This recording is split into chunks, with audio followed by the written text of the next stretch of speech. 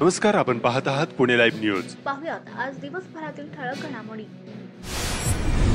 आळंदीतील अनधिकृत वारकरी शिक्षण संस्थावर 48 तासात कारवाई करण्याचे निर्देश राज्य महिला आयोगाच्या अध्यक्षा रुपाली चाकणकर यांनी दिले आहेत। आळंदी परिसरातील वारकरी विद्यार्थी वसतिगृहांमध्ये होणाऱ्या बालकांच्या लैंगिक शोषण संदर्भात महिला आयोगाकडे प्राप्त झालेल्या तक्रारींच्या अनुषंगाने वारकरी शिक्षण संस्थांची पाहणी करत आतापर्यंत झालेल्या पोलीस तपासाचा आढावा त्यांनी घेतला। यावेळी पोलीस उपअधीक्षक शिवाजी पवार, आयोगाच्या सदस्य सचिव नंदिनी आवडे, प्रांताधिकारी अनिल दौंडे, तहसीलदार ज्योती देवरे आदी उपस्थित होते। पोलीस तपासाचा आढावा घेतल्यानंतर श्रीमती चाकणकर म्हणाल्या की वारकऱ्यांचे श्रद्धास्थान असलेल्या आळंदीमध्ये वारकरी शिक्षण संस्थांमध्ये गैरप्रकार सुरू असल्याचा व मुलांचे लैंगिक शोषण होत असल्याच्या अनेक तक्रारी प्राप्त झाल्या आहेत। गुन्हा दाखल झालेल्या प्रकरणी पोलिसांनी तातडीने तपास करावा, तसेच पोलिसांनी पुढाकार घेत मुलांना विश्वासात घेऊन अजून असे प्रकार झाले असतील तर त्या दृष्टीनेही कारवाई करावी असे त्यांनी सांगितले। पृथ्वीराज मोहोळ आणि महेंद्र गायकवाड यांपैकी यंदाचा महाराष्ट्र केसरी कोण होणार याकडे संपूर्ण महाराष्ट्राचे लक्ष लागले होते, पण महाराष्ट्र केसरीच्या अंतिम फेरीच्या दिवशी वादाची ठिणगी पडली। मॅटवरची फायनल शिवराज राक्षे आणि पृथ्वीराज मोहोळ यांच्यात झालेली लढत अत्यंत चुरशीची ठरली, पण पंचांच्या निर्णयामुळे वाद चांगलाच पेटला। अंतिम लढतीत पृथ्वीराज मोहोळने विजय मिळवला। खेड तालुक्याचा सुपुत्र असलेला महाराष्ट्र केसरी शिवराज राक्षेला पराभव मान्य नव्हता। त्याने पंचांच्या निर्णयावर तीव्र विरोध करत थेट पंचांची कॉलर खेचली आणि त्यांच्यावर लाथही घातली, त्यामुळे वाद चांगलाच चिघळला होता।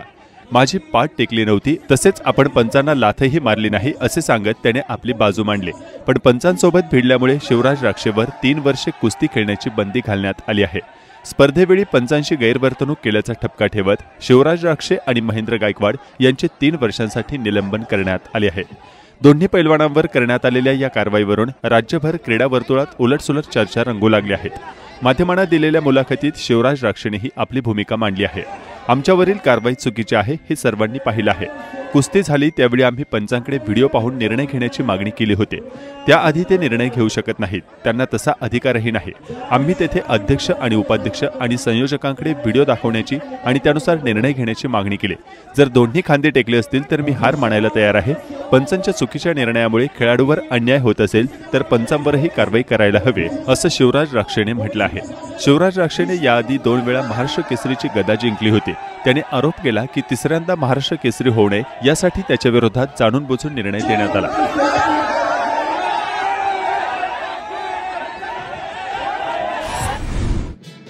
चाकणजवळील नाणेकरवाडी, तालुका खेड, जिल्हा पुणे या ठिकाणी 2 दिवसीय इज्तेमाचे आयोजन करण्यात आले होते। या इज्तेमासाठी जवळपास हजारो मुस्लिम बांधव उपस्थित होते।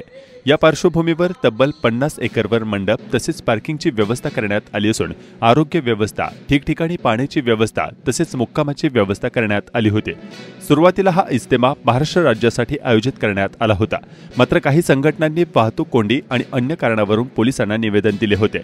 याबाबतच्या पोस्ट सोशल माध्यमात टाकण्यात आल्या होत्या। त्यानंतर पोलिसांनी इज्तेमाच्या आयोजकांशी चर्चा करून 3 दिवसांच्या या इज्तेमावर मर्यादा आणल्या, त्यामुळे राज्यस्तरीय या इज्तेमाचे स्वरूप मर्यादित करण्यात आले होते।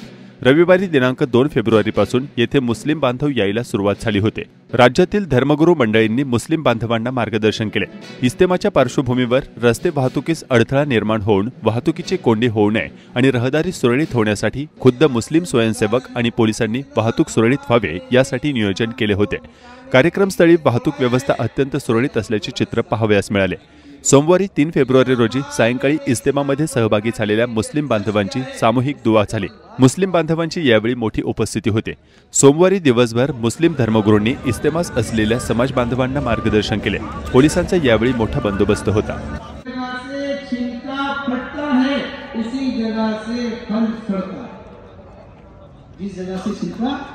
जाता है उसी जगह से दाखिल होंगे, हवा उसी जगह से दाखिल होगी, सड़क उसी जगह से दाखिल होगा। बिल्कुल इसी तरह मुआशरा है, जिस चीज को हम छोड़ देंगे, बस साहब ही फरमाते हैं अब्दुल्लाह इब्न मसऊद का वज़ाहिर कौल है अब्दुल्लाह इब्न उमर का कि जो बिदअत जो सुन्नत छुटती है उसकी जगह एक बिदअत ले लेती है। जो सुन्नत छुटती है उसकी जगह क्या ले लेती है, एक बिदअत ले लेती है। तो सबसे पहली चीज हमारा मुआशरा दुरुस्त होना चाहिए, फिर नंबर दूसरी चीज हमारे अखलाक दुरुस्त होने चाहिए। सबसे बड़ी दावत अखलाक है। बेअखलाकी चाकण नगर परिषद पाणी पुरवठा योजनेचे काम अत्यंत वेगाने सुरू आहे। सदरची सुधारित योजना 159 कोटींची आहे। जलशुद्धीकरण केंद्र, उन्नत पाण्याच्या टाक्या, भामा आसखेड धरणावर जॅकवेलचे काम प्रगतीपथावर आहे। आता वितरण नलिका काम सुरू होणार आहे। यासाठी मोठमोठे पाईप शहरात दाखल झाले असून योजनेचे 20% काम पूर्ण झाले आहे। चाकण नगर परिषद सांडपाणी योजना अंदाजे 150 कोटींची तांत्रिक मंजुरीसाठी सादर करण्यात आली असून 25% पाणीपुरवठा योजनेचे काम पूर्ण झाल्यानंतर त्या शासनाकडून मंजुरी मिळणार असल्याची माहिती प्रशासनाकडून देण्यात येत आहे।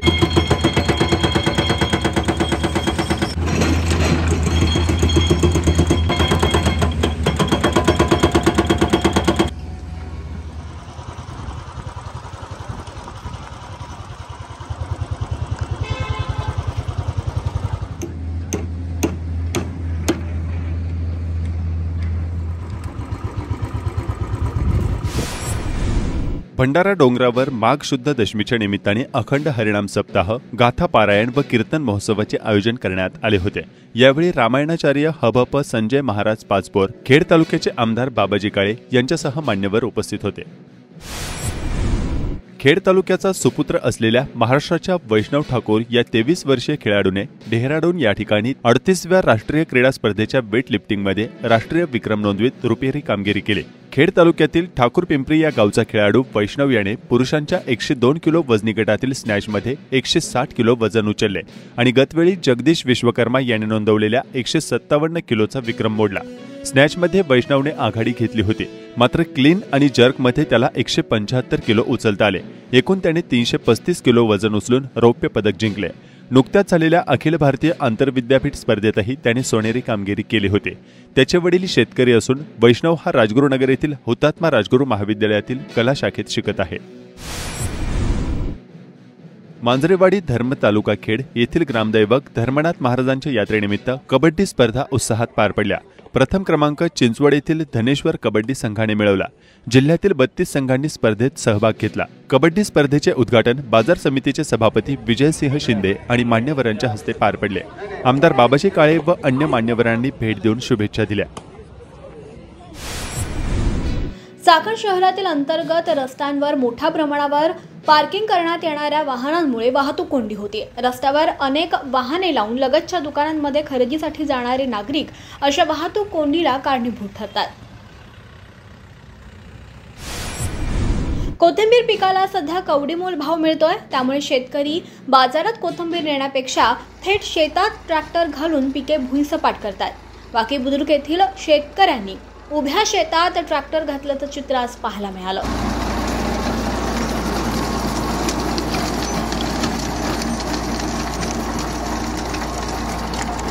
शेतकऱ्यांना परवडतं, सरकारनं आलंय कशाला बाजार नाही, एवढं धन जर वाटवले हो शेतकऱ्यांनी कशी पोट भरायची? भाजी सरकार आणलं पण शेतकऱ्याचं वाटोळं झालं। काय ते 1500ला करत्या, शेतकऱ्याच्या मालाला बाजार नाही। आंतरराष्ट्रीय सहकार वर्षानिमित्त राज्यभर निघालेली सहकार दिंडी सोमवारी 3 फेब्रुवारी रोजी चाकणमध्ये पोहोचली। चाकण पतसंस्थेच्या वतीनं या दिंडीचं जोरदार स्वागत करण्यात आलं। यावेळी चाकण परिसरातील सर्व सहकारी पतसंस्थांचे पदाधिकारी उपस्थित होते। मुंबई ते शिर्डी अशी पायी दिंडी सहकाराच्या माध्यमातून या ठिकाणी चाकण नगरीमध्ये पदार्पण होत आहे। या ठिकाणी चाकण आणि चाकणच्या पंचक्रोशीतील सर्व संस्था त्यांचं स्वागत करण्यासाठी या ठिकाणी उपस्थित झालेले आहेत। सर्वांनी या ठिकाणी संचालक मंडळ असेल, चेअरमन असेल, व्हाईस चेअरमन असतील, या उपस्थित सगळ्यांचं मनापासून मी सहर्ष असं स्वागत करतो। जसं की आपल्या सर्वांना माहिती आहे, या दिंडीची सुरुवात मुंबईवरून झालेली आहे। मुंबईवरून पुणे करून ही दिंडी आज आपल्या औद्योगिक नगरीमध्ये आहे। इथून पुढे ही दिंडी 9-8 तारखेला शिर्डी या ठिकाणी पोहोचणार आहे आणि आपण सर्वजण त्या कार्यक्रमामध्ये सहभागी होण्यासाठी जाणार आहोत। कडूस येथे सुरेखा दत्तात्रय पारधी या दोंदे गावातील महिलेची हरवलेली पिशवी दोघांना सापडली। त्यामध्ये सोन्याचे मणी असलेले मंगळसूत्र, बँकेचे पासबुक, आधार कार्ड, पॅन कार्ड यासह इतर महत्त्वाची कागदपत्रे होती। स्थानिक पत्रकार तुषार मोडवे यांनी दोंदे गावामध्ये संपर्क साधून त्या महिलेपर्यंत निरोप पोहोचवला आणि ती महिला कडूसला गेल्यानंतर तिच्याकडे पिशवी सुपूर्द करण्यात आली। पत्रकार तुषार पंडित मोडवे आणि दत्तात्रय कुटे यांचे गावातून कौतुक होत आहे। मोई येथील ग्रामदैवत श्री भैरवनाथ महाराज मंदिर कलशारोहण प्रथम वर्धापन दिनानिमित्त त्रिदिन कीर्तन महोत्सवाची सांगता काल्याची कीर्तनाने झाली। हरिभक्त परायण शिवानंद महाराज शास्त्री यांचे काल्याचे कीर्तन झाले। काकडा आरती, शिवलीला अमृत पारायण, संगीत भजन, हरिपाठ अशा धार्मिक कार्यक्रमांचे आयोजन करण्यात आले होते।